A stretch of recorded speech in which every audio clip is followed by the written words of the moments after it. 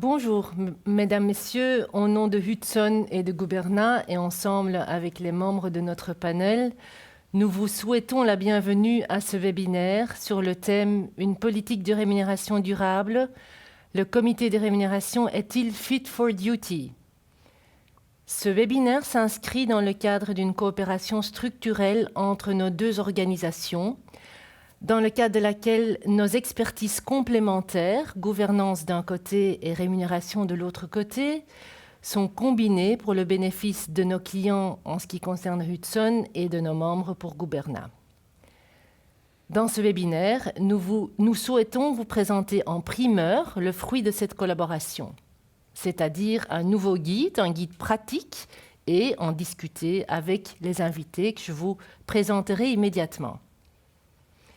Ce guide est principalement destiné aux entreprises non cotées, telles que les PME familiales ou les organisations actives dans les secteurs des soins. Des entreprises qui souhaitent mettre en place un comité de rémunération ou qui souhaitent optimiser son fonctionnement. En plus, ce guide va vous donner un aperçu des leviers qui permettent de développer une politique de rémunération stratégique et durable. Dans un environnement en constante évolution, les administrateurs ont tout intérêt à assumer leur mission en étant équipés de connaissances suffisantes. Nous espérons pouvoir apporter notre contribution de cette manière. Et donc c'est avec plaisir que je vous présente les membres de notre panel. À commencer avec Madame Anne Cambier. Anne est présidente du conseil d'administration du comité de rémunération de EVS Broadcast Equipment et est membre du conseil d'avis de BeTuned. Soyez la bienvenue, Anne. Merci. Également, Monsieur Jacques van Rijke-Vorsel. Jacques van Rijke-Vorsel est président des cliniques universitaires Saint-Luc. Il est également président de Capricorn Sustainable Chemistry Fund et membre du conseil d'administration de Ensight et président de Cofinimo. Une riche expérience en la matière également. Et alors, je vous présente aussi avec beaucoup de plaisir Monsieur Paul-Étienne Sigrist, qui est Senior Manager de Hudson, notre partenaire dans ce projet, cabinet de conseil en RH et en Reward. Et évidemment, Sandra Gobert, directeur exécutif de Gouberna, l'Institut des administrateurs. Passons donc maintenant à la présentation de notre guide pratique. Le programme de la journée est partagé en 4 parties. Tout d'abord, le rôle du comité de rémunération. C'est quoi le comité de rémunération? La composition et le fonctionnement de ce comité. Ensuite, 3e et 4e parties qui seront assurées par Paul-Étienne, une politique de rémunération efficace pour les membres de direction et la rémunération variable, quelle est son architecture et sa durabilité. Débutons avec le rôle du comité de rémunération. C'est quoi exactement un comité de rémunération? C'est un organe consultatif, c'est un organe d'avis, c'est un organe qui prépare les travaux du conseil d'administration. Il soutient le conseil d'administration dans l'exécution de son rôle de leadership. Ça veut dire donc que c'est le conseil qui reste collégialement responsable, c'est donc aussi le conseil qui prend la décision finale. Le comité est constitué à l'initiative du conseil d'administration et donc, lorsque ce n'est pas une obligation légale, comme dans les sociétés cotées ou dans le secteur financier, il s'agit d'un choix délibéré qui doit être bien réfléchi au sein du Conseil. Quelles sont ces tâches de ce comité?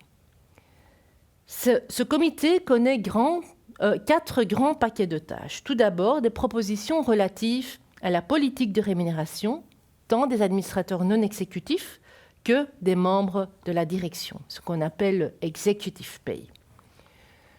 Dans les sociétés familiales, le scope est même plus étendu à tous les membres de la famille qui sont actifs dans l'entreprise. Deuxièmement, deuxième tâche, des propositions relatives à la rémunération individuelle, à nouveau des administrateurs non exécutifs et des membres de la direction. avec un choix important, le choix oui ou non pour une rémunération variable, et le cas échéant, Paul Étienne y reviendra ultérieurement, la définition des KPI appropriés. Troisième tâche, formuler des propositions pour évaluer les performances de la direction. Et alors, je dirais, dernière tâche, mais pas la moins importante, c'est assurer la transparence. La transparence est la pierre angulaire d'une bonne gouvernance, donc c'est vraiment une mission clé pour le comité de rémunération. Veiller à une politique de communication interne et externe appropriée. Alors, qu'en est-il exactement de la mise en œuvre de ces tâches? Et est-ce que cette mise en œuvre est en tendance avec les tendances en face, avec les tendances sociétales actuelles? Nous sortons pour l'instant de la conférence COP26, donc on pense à tout ce qui est durabilité, raison d'être de l'entreprise, mais aussi, malheureusement nous sommes encore en crise Covid, la nécessité de résilience en situation de crise, mais aussi dans un contexte de plus en plus incertain généralement. D'autres éléments comme un engagement suffisant des équipes, des éléments comme stress, burn-out, bien-être, mais aussi diversité et inclusion. Tous des éléments qui demandent aussi peut-être des nouvelles compétences au sein du comité de rémunération. On y reviendra. Alors, in fine, un point d'attention, la répartition des rôles entre le conseil d'administration, le comité de rémunération, le CEO et la direction. Une bonne pratique, parce qu'il y a évidemment lieu d'éviter toute confusion et d'expliciter l'éventail de ces tâches et le cadre de répartition dans une charte écrite. Dans notre guide pratique, nous donnons pour votre inspiration un exemple de répartition de ces rôles dans le cadre de la stratégie de rémunération des membres de la direction. Ça peut être un instrument très utile pour la mise en œuvre des tâches au sein de votre société. En parlant de pratiques et d'instruments utiles, passons aux membres de notre panel pour leur poser quelques questions relatives à leur vécu exact au sein de ce comité. Alors, première question, et je commencerai avec Anne. Anne, pour vous, compte tenu de votre expérience dans différentes sociétés, quelle est pour vous la valeur ajoutée de ce comité? Et est-ce que vous pensez qu'il y a lieu plutôt de combiner comité de rémunération et comité de nomination, ou plutôt de les garder séparés?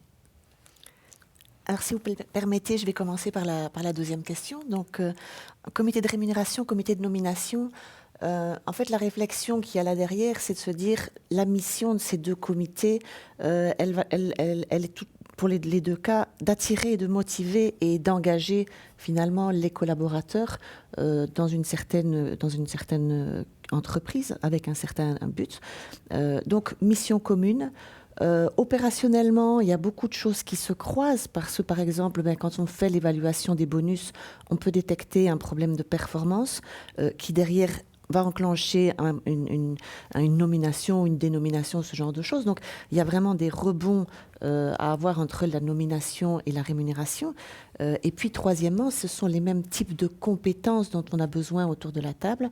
Hein, une réflexion sur les RH, sur les individus, sur les gens. Et donc, pour moi, ces trois éléments donnent du sens à combiner le comité de rémunération et de nomination. Et d'ailleurs, je les ai toujours vécus combinés quand il y en avait. Oui. Alors, oui, pourquoi en mettre un, en fait, comité de rémunération, hein, quel est l'avantage? Alors, pour moi, le premier avantage est un avantage de cohérence. C'est permettre finalement que tous les leviers de rémunération qu'on utilise dans l'entreprise soient en cohérence avec la stratégie et même avec la culture que l'on veut mettre dans cette entreprise. Donc, vraiment veiller à cette cohérence, et non seulement une cohérence avec la stratégie, mais cohérence à travers le temps. Je dis souvent, en fait, les leviers qu'on utilise dans les comités de rémunération et de nomination, ce sont des leviers du temps long. ils s'inscrivent dans une perspective à long terme. Et donc, avoir cette capacité d'anticipation, oui, ça demande de la réflexion. Et donc, pour ça, ces comités sont très utiles, obligés à prendre le recul et à regarder les choses avec beaucoup de distance et qui s'inscrivent dans ce temps long.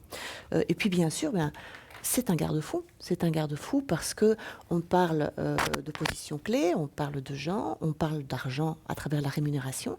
Et donc, il est de bonne pratique, effectivement, d'avoir un comité qui règle tout ça. Merci beaucoup, Anne, d'avoir partagé ces 3 bonnes raisons avec vous. Jacques, de votre côté et compte tenu de votre expertise, est-ce que vous partagez ce point de vue? Est-ce que pour vous aussi, ce comité a une valeur ajoutée? Et est-ce que vous voyez une combinaison ou non des 2 comités? Mais je commencerai aussi par la deuxième question. Mais oui, comité, on en parlera plus dans le détail. C'est un comité qui s'occupe des personnes, qui s'occupe de l'organisation. Donc, parler de rémunération, parler de nomination, il y a tellement d'interfaces entre les deux que c'est tout à fait recommandé, en tout cas en ce qui me concerne, d'avoir cela au même endroit dans l'organisation, avec des discussions qui ont lieu au même moment, avec les mêmes personnes. Ça, c'est un. Alors, on pourrait même parler donc d'un élargissement de ce comité. Donc, moi, je suis dans une société où donc le comité de nomination et rémunération s'appelle aussi et de gouvernance. Enfin, ça, on pourra en parler plus tard si l'on veut. Mais c'est pour dire que donc le périmètre est donc peut-être effectivement variable. Alors, à quoi sert un comité de nomination et rémunération? C'est avant tout assurer un alignement dans la durée. Donc un alignement entre, d'une part, la stratégie de la société, d'autre part, le management, et puis l'ensemble des parties prenantes, donc des stakeholders. Les parties prenantes, bien sûr, il y a les actionnaires, ça on le sait, mais il y a donc le personnel, il y a donc l'environnement, donc la planète, enfin bref, donc l'ensemble des parties prenantes. Et le comité est là pour assurer cet alignement et faire des propositions qui font que cet alignement est respecté au niveau des rémunérations et au niveau des nominations donc aussi. Un autre objectif que celui de l'alignement, on parle de gens, c'est la motivation de l'organisation. C'est que cette organisation soit donc confiante dans le système de rémunération qu'elle a et que grâce à cela, donc, et avec les incentives qu'il faut, donc elle donne le meilleur d'elle-même, donc qu'elle soit le plus motivée possible. Et ça, par exemple, en montrant clairement, dans les décisions qui seront prises par le Conseil sur base des recommandations du comité, que les valeurs de l'entreprise sont effectivement vécues, sont effectivement portées, sont effectivement respectées. Alors, parmi les valeurs, il y a l'éthique. On peut parler de la fairness de la rémunération. Donc, l'éthique, ça, c'est certain. D'autres valeurs qu'on peut avoir, c'est donc l'excellence. En particulier donc, aux cliniques universitaires Saint-Luc. Là, donc, nous sommes avec des médecins, c'est académique, ce sont des professeurs, donc c'est académique, on parle de recherche, on parle d'enseignement, on parle de clinique, donc soins des patients. Il est évident que là, il y a une seule qualité qui est acceptable, c'est la qualité excellente. Il faut être excellent. Et donc, d'une manière ou d'une autre, il faut pouvoir coupler cette valeur avec donc la rémunération et voir la nomination donc du personnel. Une autre valeur qu'on voit de plus en plus, c'est l'engagement sociétal. Donc une entreprise est au service de la société. Donc traduisons cet engagement sociétal en Key Performance Indicators, en KPI, qui à leur tour vont se traduire donc, dans la rémunération. Et enfin, dernière valeur certainement qu'il faut pouvoir décliner au travers du comité de nomination et rémunération, c'est la transparence. Il faut que les gens que tout le monde, et que même les actionnaires au travers donc, des rapports que nous faisons, que tout le monde soit bien convaincu de comment ça se passe et de le faire d'une manière transparente, que ce soit opposable, que ce soit explicable, en montrant donc cette grande cohérence entre, comme je le disais, les différentes composantes, stratégie, donc management et stakeholders. Merci beaucoup, Jacques. Ça me mène à la question, Anne, pour vous, en tant que présidente du comité de rémunération de EVS, est-ce que vous voyez aussi cet alignement entre la stratégie et les stakeholders? Et ça nous ramène à ces nouvelles tendances sociétales. Est-ce que vous voyez un changement au niveau du rôle du comité de rémunération à ce sujet? Alors, je pense effectivement que si j'avais été dans un comité de rémunération il y a 30 ans, on n'aurait probablement pas abordé les mêmes points et on n'aurait probablement pas trouvé les mêmes solutions non plus. Donc oui, je pense qu'il y a un impact énorme des nouvelles tendances. Tout d'abord au niveau des mécaniques de rémunération. Les leviers qu'on utilise, on est de plus en plus créatifs et on utilise d'autres types de leviers. Et puis, voilà, les gens recherchent aujourd'hui autre chose que l'argent. Donc l'argent est important. Et donc, voilà, de manière historique, on retrouve beaucoup de KPI financiers en général pour parler par exemple des variables dans les rémunérations. Mais l'argent, ça ne correspond peut-être plus à ce que tout le monde recherche. Et donc l'équilibre entre, comme l'expliquait Jacques, entre les différentes perspectives, les différents stakeholders est très importante. On a l'équilibre financier, nos actionnaires sont importants et on a une finalité à atteindre à ce niveau-là, mais on a des clients. On a des équipes en interne et puis on a l'impact sociétal, l'environnement dans lequel on s'inscrit. Et donc c'est trouver la bonne balance entre ces 4 perspectives et comment est-ce que la rémunération va pouvoir effectivement s'inspirer et balancer, en tout cas être garant de ce bon équilibre entre ces différentes perspectives qui va être intéressante, sans pour autant vouloir tout forcer dans la rémunération. Soyons prudents également à ce niveau-là. Donc vous direz quand même que le scope des travaux du comité a été étendu. Je pense qu'il est étendu et qu'il s'adapte à l'évolution culturelle et à l'évolution de ce que recherchent et valorisent les gens dans les entreprises. Merci beaucoup.